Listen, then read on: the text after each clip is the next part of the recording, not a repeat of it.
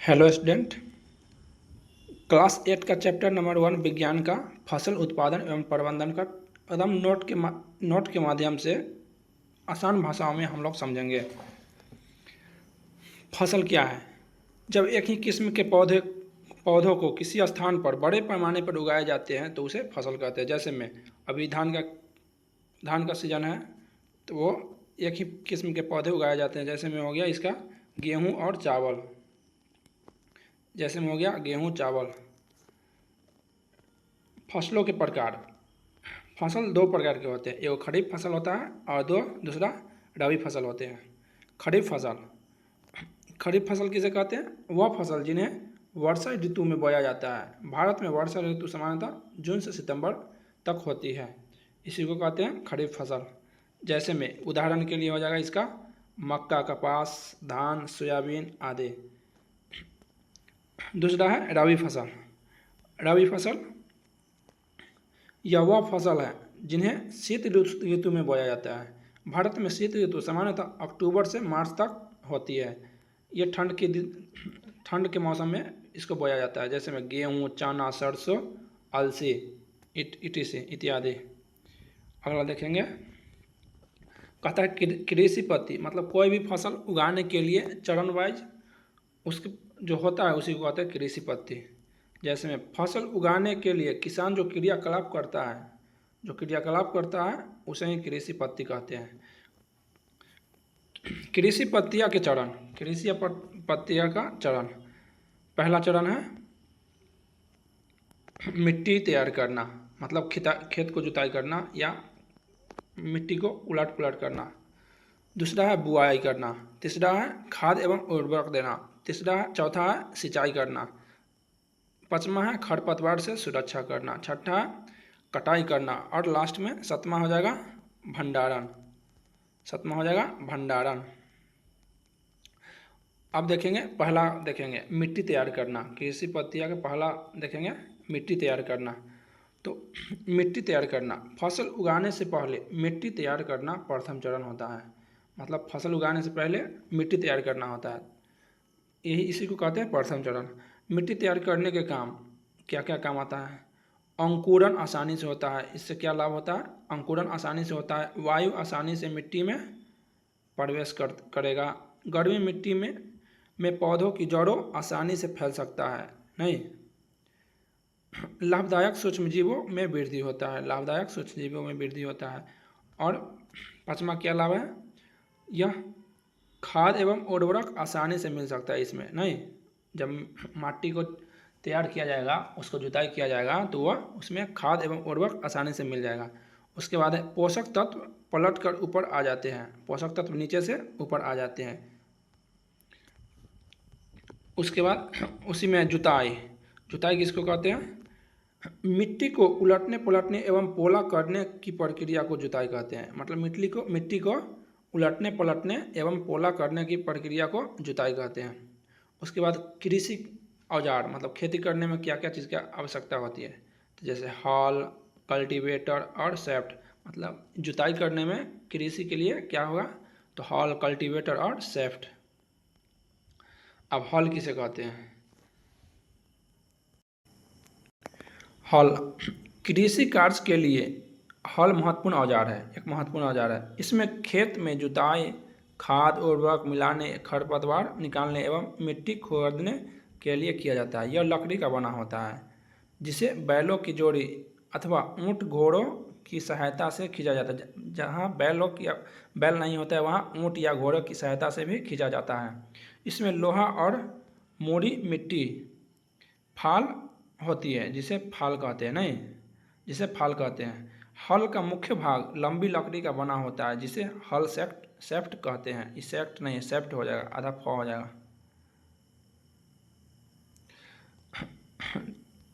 इसको हम पिक्चर के माध्यम से देखेंगे।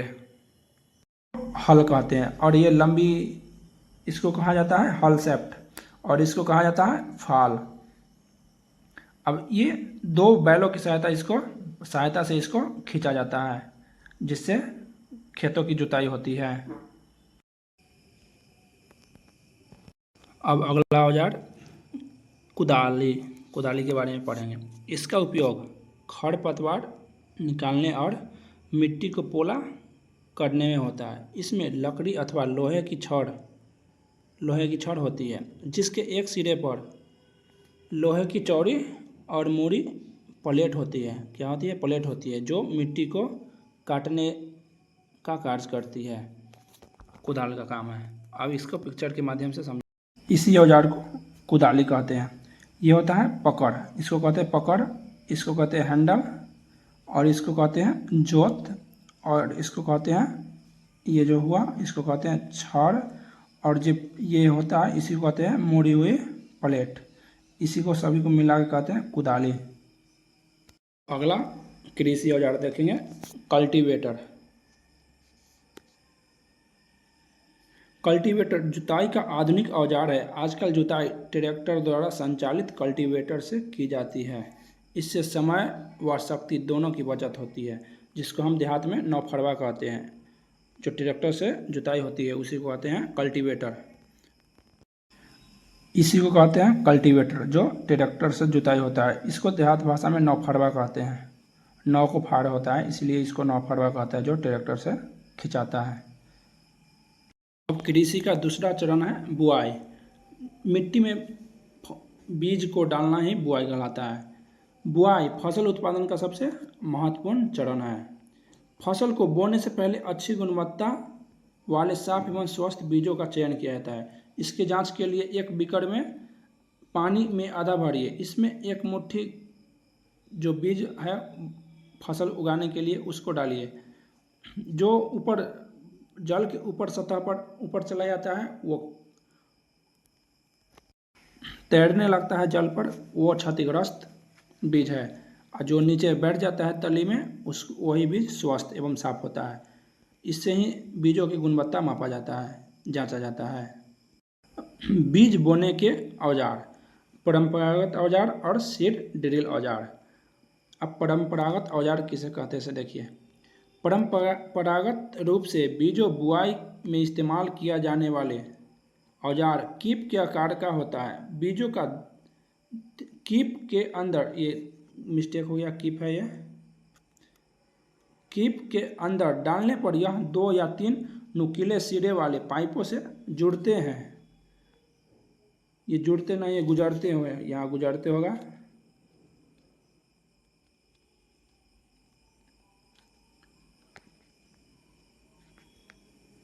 गुजरते हैं। यह सिरे मिट्टी को भेद कर बीज को स्थापित कर देता है। इसी औजार को परंपरागत औजार कहते हैं।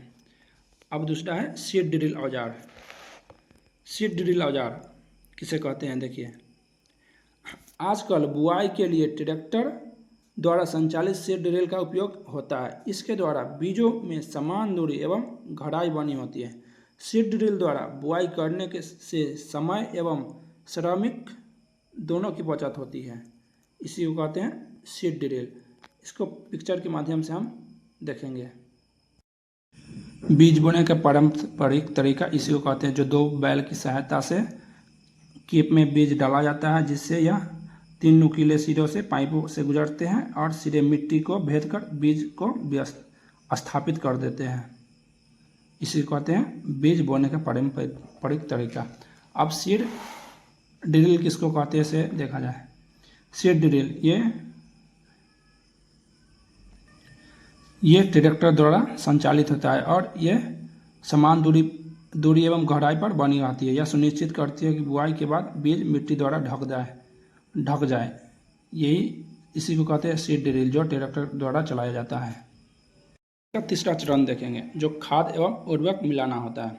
ये पदार्थ जिन्हें मिट्टी में पोषक स्तर बनाए रखने के लिए मिलाया जाता है, उन्हें खाद एवं उर्वरक कहते हैं। खाद आमतौर पर हमें गोबर, मानव अपशिष्ट और पौधे के अपशिष्ट के अपघटन से प्राप्त होता है, जबकि उर्वरक फैक्ट्रियों में तैयार किया जाता है। अब खाद एवं उर्वरक में अंतर देखेंगे। खाद एवं उर्वरक में क्या अंतर है। पहले खाद। यह खाद एक प्राकृतिक पादप है जो गोबर एवं पौधों के अवशेष के विघटन से प्राप्त होता है। जबकि उर्वरक एक मानव निर्मित पदार्थ है, ये पादप नहीं पदार्थ होगा, है, जिसे फैक्ट्री में बनाया जाता है। खाद खेतों में बनाई जाती है, जबकि उर्वरक उत्पादन फैक्ट्रियों में होता है। खाद में से मिट्टी को ह्यूमरस भरपूर मात्रा में प्राप्त होता है, जबकि उर्वरक से मिट्टी को ह्यूमरस प्राप्त नहीं होती है। खाद में पादप पोषक तुलनात्मक रूप से अधिक होता है, जबकि उर्वरक में पदार्थ पोषक रूप में कम होता है, जैसे में नाइट्रोजन, फास्फोरस, पोटेशियम प्रचुर मात्रा में पाया जाता है। अब खाद के क्या लाभ हैं सो देखते हैं। खाद के लाभ। जैविक खाद उर्वरक की अपेक्षा अधिक अच्छी मानी जाती है। इसका मुख्य कारण यह है इससे मिट्टी की जल धारण क्षमता में वृद्धि होती है। इससे मिट्टी भुरभुरी एवं संघनद हो जाती है। इससे सूक्ष्म जीवाणुओं की संख्या में वृद्धि हो जाती है और यह जैविक खाद में मिट्टी का गठन सुधार देता है, मतलब गांठ बनने नहीं देता है, मतलब बंजर नहीं होने देता है। चौथा चरण है सिंचाई।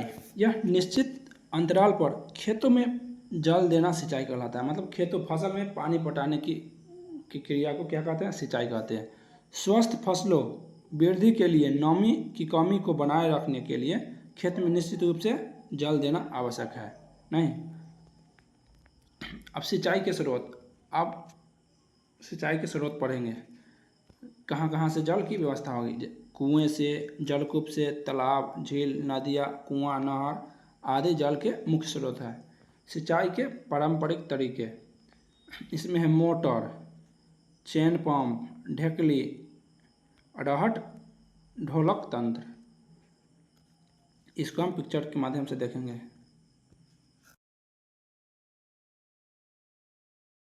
इसको कहते हैं मोट, जो घिरनी की सहायता से पानी निकाला जाता है।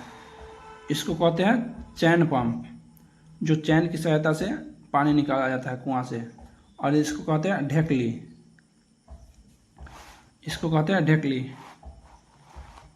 और इसको कहते हैं अड़हट या उत्तोलक तंत्र, जो कोई जानवर बैल हो या किसी जानवर की सहायता से इसको नचाया जाता है, जिससे बाल्टी से पानी निकाला जाता है। सिंचाई की आधुनिक विधियाँ, पहला है छिड़काव तंत्र और दूसरा है ड्रिप तंत्र। अब छिड़काव तंत्र के बारे में पढ़ेंगे। छिड़काव तंत्र, इस विधि का उपयोग असमतल भूमि के लिए किया जाता है जहाँ जल कम मात्रा में उपलब्ध है। सारे खेत में पाइपों का जाल बिछाया जाता है, जिनके ये नीचे के लिखा गया, जिनके ऊपरी सिरों पर घूमने वाले नोजल लगे रहते हैं।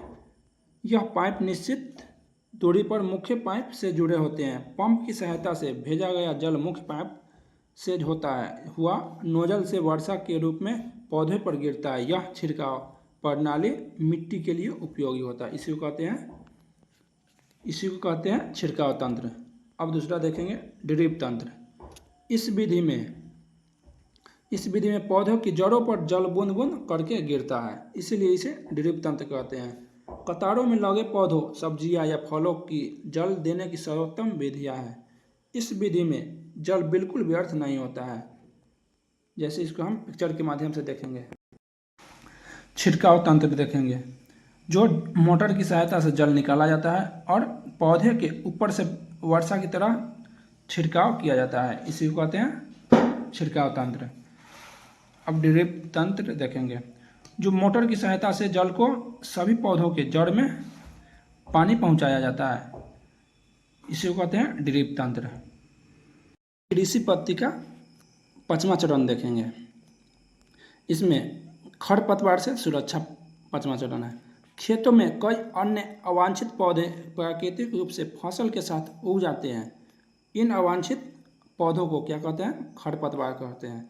खरपतवार हटाने को निराई कहते हैं। खरपतवार हटाने की प्रक्रिया को निराई कहते हैं। खरपतवार नियंत्रण करने के तरीका, क्या क्या तरीका है ऐसे देखते हैं। मतलब इसको खरपतवार को नियंत्रण करने के तरीका कहता है, फसल उगाने से पहले खेत जोतकर इसे खरपतवार पौधे सूखकर मर जाते हैं। जो खरपतवार होता है, अवांछित पौधा होता है, वह सूखकर मर जाता है। पोषण एवं कीट पुष्पन एवं बीज करने से पहले हाथ से या खुरपी की सहायता से पौधों को उखाड़ा जाता है। नहीं, क्या कहता है, पुष्पन एवं बीज बनने से पहले हाथ से या खुरपी की सहायता से पौधों को उखाड़कर हटाया जाता है। नहीं, अगला है, खरपतवारनाशी रसायनों का उपयोग करके खरपतवार पौधे को मर जाते हैं। नहीं, खरपतवार का नाशी रसायन का उपयोग करके जलीय खरपतवार पौधे मर जाते हैं। जैसे एग्जाम्पल हो जाएगा इसका 2,4-D खरपतवार नाशी है रसायन। ये एक प्रकार के रसायन का उपयोग करके खरपतवार नाशी है ये। अब अगला चरण है कटाई।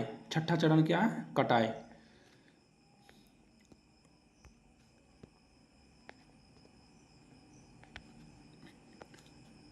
जब फसल तैयार हो जाता है तो उसे काटा जाता है, इसे ही कटाई कहा जाता है। फसल काटने के लिए एक मशीन का उपयोग करते हैं जिसे हार्वेस्टर कहते हैं। कटी गई फसल से बीजों को अलग करना, यह है बीज। बीजों को अलग करना होता है, इसे ही थ्रेसिंग कहा जाता है। जिससे बीज को डंठल से अलग किया जाता है, इसी को कहते हैं थ्रेसिंग। अब सबसे लास्ट चरण, सातवां चरण है भंडारण। फसल की प्राप्ति होने के बाद उसे सुरक्षित रूप दिया जाता है, इसे ही फसल कहा जाता है। नहीं, कटाई के बाद क्या किया जाता है, फसल को थ्रेसिंग करके वो अनाज को एक फसल की प्राप्ति होने के बाद उसे सुरक्षित रूप से रख दिया जाता है, उसे ही भंडारण कहते हैं, जिसे हम भंडारण कहते हैं। नहीं, भंडारण से हमें चूहे और कीटों से फसल की सुरक्षा करनी पड़ती है ताकि उसको खाने के लिए बनाया जा सके। अब पशुपालन देखना है। पशुओं को पालकर जो खाद्य प्राप्त किया जाता है उसे ही पशुपालन कहते हैं। नहीं, पशुओं को पालकर जो खाद्य प्राप्त किया जाता है उसे पशुपालन कहते हैं। इसी के साथ ये चैप्टर फसल उत्पाद एवं प्रबंधन समाप्त।